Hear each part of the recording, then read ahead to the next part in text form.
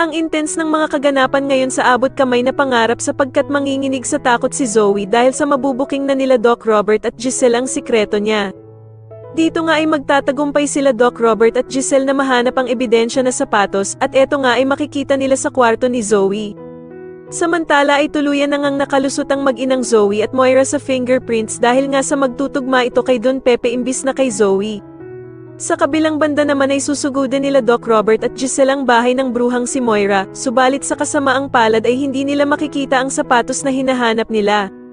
At dito nga ay maiisip ni Giselle na kung wala nga daw ang sapatos na ito kay Moira, ay siguradong pagmamay-ari ito ni Zoe. Kaya naman ay agad na pupunta sila sa bahay ni Doc Robert para maghanap sa mga sapatos ni Zoe. At dito nga ay laking gulat nila Giselle at Doc Robert dahil makikita nila sa kwarto ni Zoe ang sapatos na hinahanap nila. Samantala ay wala namang kaalam-alam sila Giselle at Doc Robert na paparating na pala si Zoe sa kwarto nito. Agad namang tatawagan ni Moira ang anak niyang si Zoe para balaan ito na itago ang mga sapatos niya. Pero huli na ang lahat dahil sa maaktuhan ni Zoe sila Giselle at Doc Carlos na hawak-hawak ang kanyang sapatos.